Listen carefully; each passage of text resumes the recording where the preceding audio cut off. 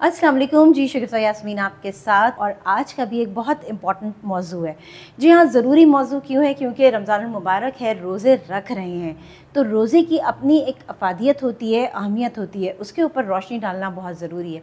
कहते हैं ना, वैसे तो सारी बातें पता होती हैं, लेकिन हमें नॉक करते रहना चाहिए, और ख़ास करके रमज़ान के महीने में ये तमाम चीज़ें हमें रिकॉल करनी चाहिए। इसी हवाले से बात करने के लिए, यानी कि रोज़े की अहमियत और उसकी फ़जीलत, उसके हवाले से बात करने के लिए मेरे साथ यहाँ पर मुफ्ती मोहसिन उज़्ज़मा मौजूद हैं। आइए इनसे मिलते हैं। अस्सलाम वालेकुम। वालेकुम वरहमतुल्लाहि वबरकातुहू। मुफ्ती साहब, बिल्कुल बात शुरू करेंगे, लेकिन आपके साथ यहाँ पर हमारी एक अच्छी सी नात ख़ान राहिला भी मौजूद है। अस्सलाम वालेकुम। वालेकुम अस्सलाम।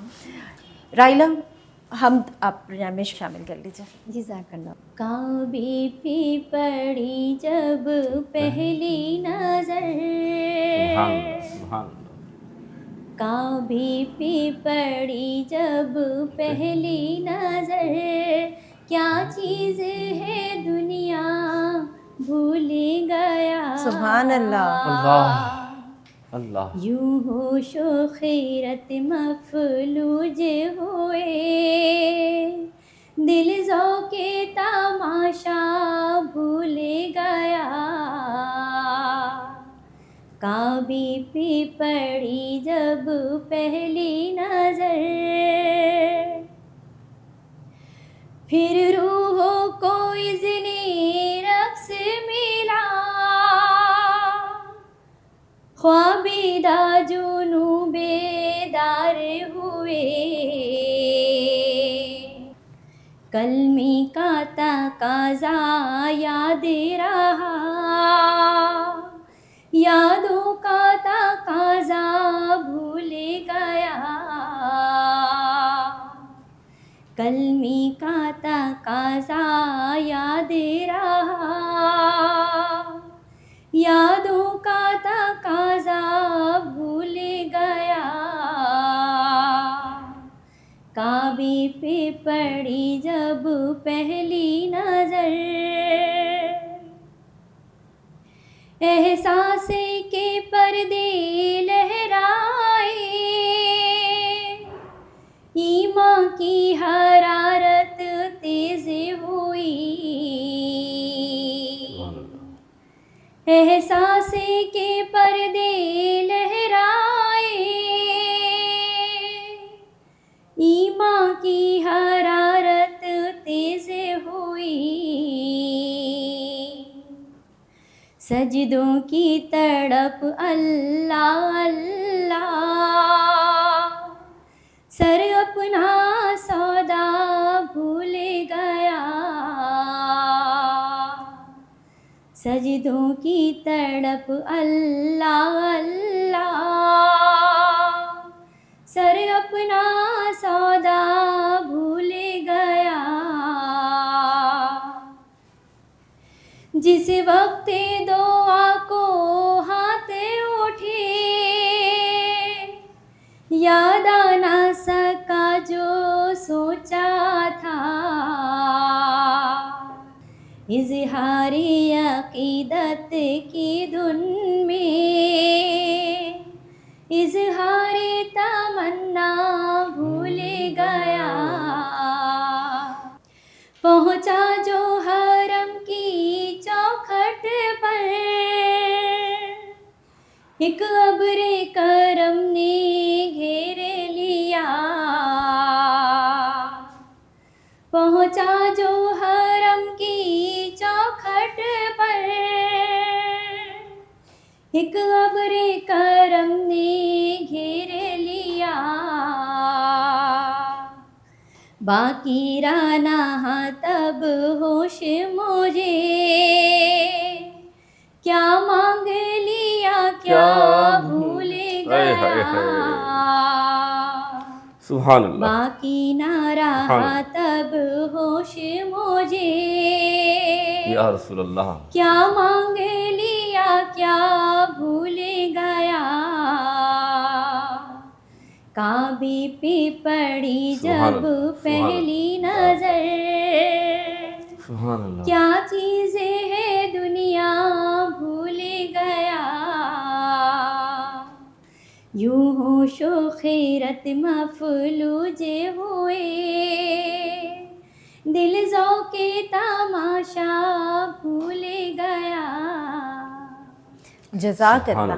सुभान चले हम स्टार्ट करते हैं। सबसे पहले मुफ्ती साहब, रोज़े की अहमियत और फजीलत। तमाम तारीफ़ें अल्लाह रब्बुल इज़्ज़त की, बेशक। जो कि रब्बुल आलमीन है, और लाखों दुरूद सलाम मेरे आका हज़रत मोहम्मद सल्लल्लाहु अलैहि वसल्लम की ज़ात पर, जो रहमतुल्लिल आलमीन।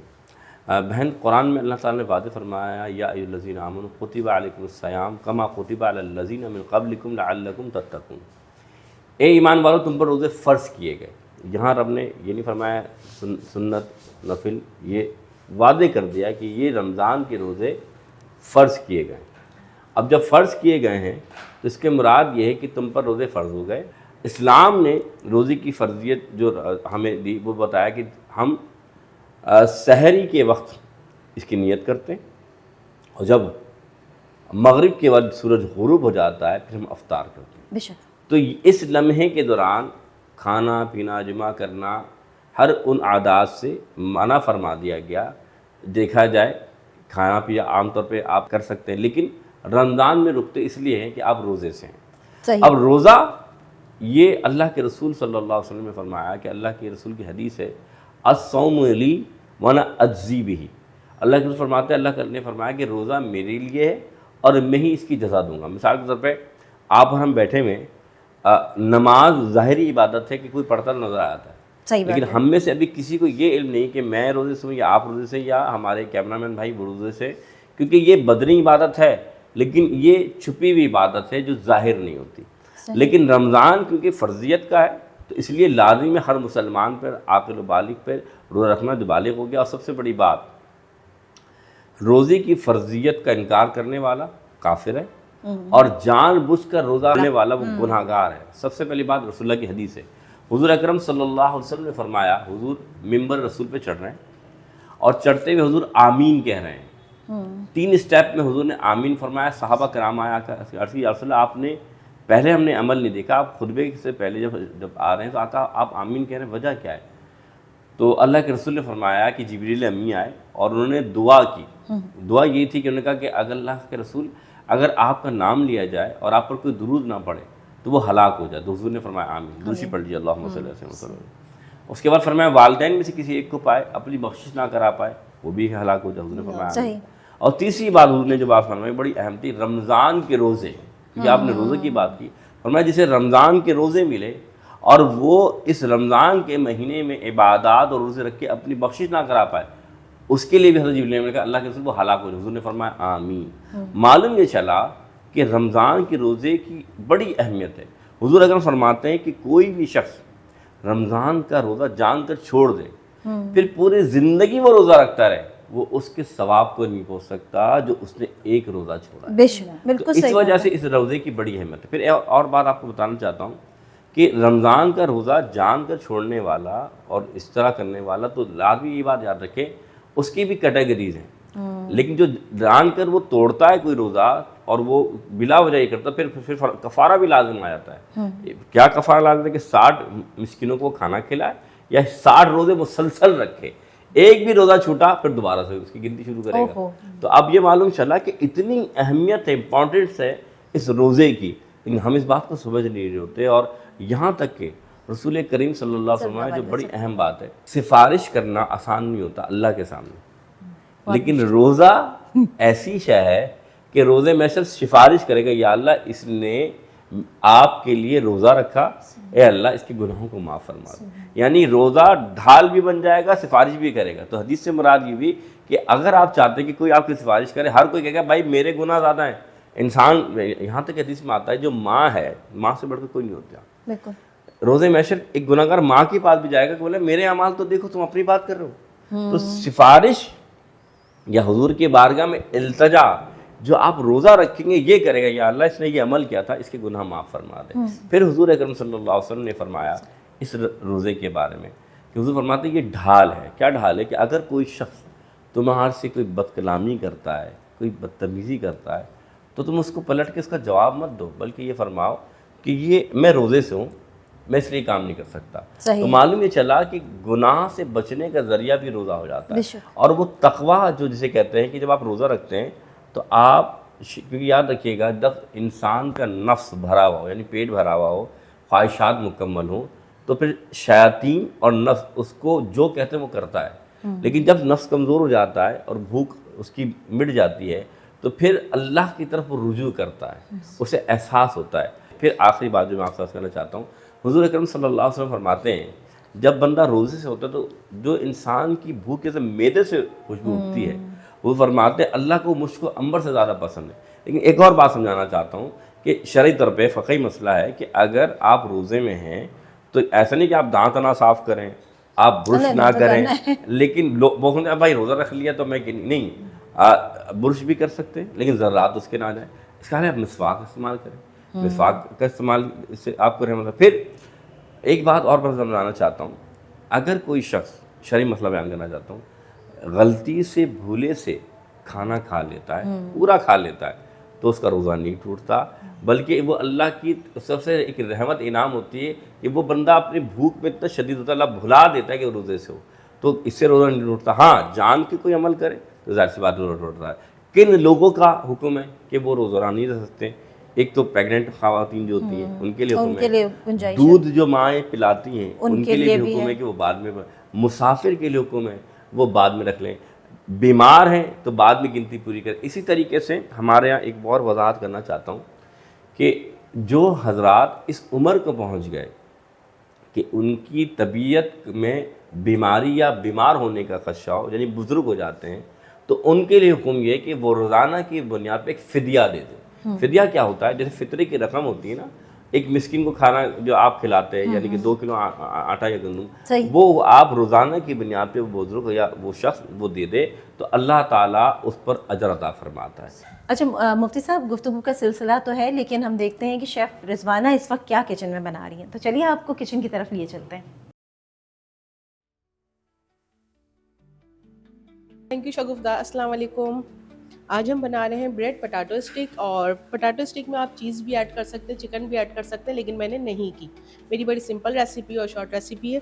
पहले आप स्लाइसिस को पानी में डिप कर लीजिएगा, जब वो सॉफ्ट रहने लगे तो उसको आप अच्छे से दबा के उसका पानी सारा निकाल के, और जो स्लाइस है उसको आप दबा के बड़े अच्छे से मैश कर लीजिएगा। तो उसमें बारीक बारीक धनिया, पुदीना और हरी मिर्च चॉप करके डाल दीजिएगा, और ऊपर से थोड़ा सा मैदा ऐड कर लीजिएगा। सेकंड पोटैटो आपने बॉयल करके उसको मैश कर लेना है, ब्रेड क्रम्ब और अंडा। ठीक है, अब हमने जो स्लाइसिस को मैश किया था उस पर हम पोटैटो ऐड कर रहे हैं। ठीक है, और इसको ऐड करने के बाद हम इसमें थोड़ा सा सॉल्ट ऐड करेंगे। अच्छा, सॉल्ट आपको मैं बार बार यही बताती हूँ कि अपने टेस्ट के मुताबिक लें। इसमें थोड़ा सा हम ऐड करेंगे लेमन जूस, और थोड़ा सा हम ऐड कर लेंगे इसमें चिकन पाउडर। अच्छा, कोई बड़ी डिश तो है नहीं जिसमें 1 टीस्पून 2 टीस्पून, तो बहुत ज़्यादा ही चुटकी चुटकी चीज़ें ऐड करनी होती हैं। ये ज़ीरा पाउडर मैंने ऐड किया है, और इसमें मैं थोड़ी सी ऐड कर रही हूँ पिसी हुई लाल मिर्च, क्योंकि इसमें ऑलमोस्ट मैंने हरी मिर्चें काफ़ी सारी चॉप करके ऐड की हुई। अब हम इसको मैरिनेट कर लेंगे अच्छे से। ठीक है, खूब अच्छे से आपको इसकी मिक्सिंग करनी है। जितनी अच्छी इसकी मिक्सिंग होगी तो उतना अच्छा इसका फ्लेवर आएगा। स्लाइस जब आपने पानी में डीप करनी है, उसके बाद स्लाइस को बहुत अच्छे से दबा दबा के उसका सारा पानी आपने छान लेना है, क्योंकि अगर इसमें पानी रह गया तो फिर आपको फ्राई करने में बहुत प्रॉब्लम होगी। इसके आपने स्टिक्स की तरह आपने बनाने हैं, अच्छा सा प्यारा सा शेप देना। अच्छा, शेप आप कोई भी शेप दे सकते हैं, आप इसको राउंड शेप दे सकते हैं, आप इसको हार्ट शेप दे सकते हैं, जो आपको पसंद हो। ठीक है, अच्छा आजकल तो कटर्स भी आते हैं ना शेप बनाने के लिए, तो आप वो भी ले सकते हैं, जिससे बच्चों के डिनर्स वगैरह बनते हैं। ठीक, अब आपने इसमें बहुत अच्छे से ऐड करना है ब्रेड क्रम्ब, और ब्रेड क्रम्ब के बाद आप इसमें ऐड करेंगे अंडा,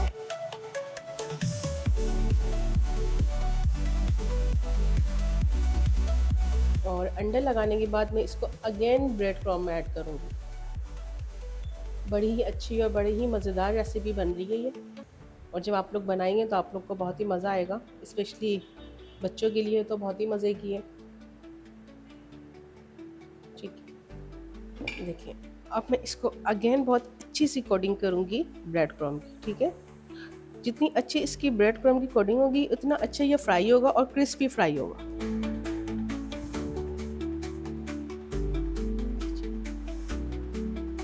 करने के बाद आपने इसको ऑयल में डीप कर लिया। ऑयल पहले से बहुत अच्छे से गर्म करके रखिएगा ताकि जब आप लोग इसको डालें तो ये चिपके नहीं।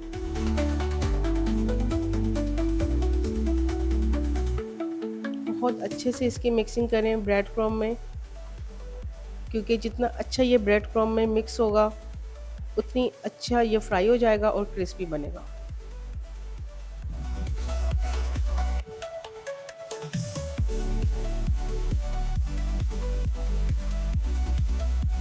जी ये पोटैटो स्टिक बिल्कुल रेडी है। आप देख रहे होंगे कितना खूबसूरत इसका कलर आया। बहुत आसान रेसिपी है, इसे ट्राई ज़रूर कीजिएगा।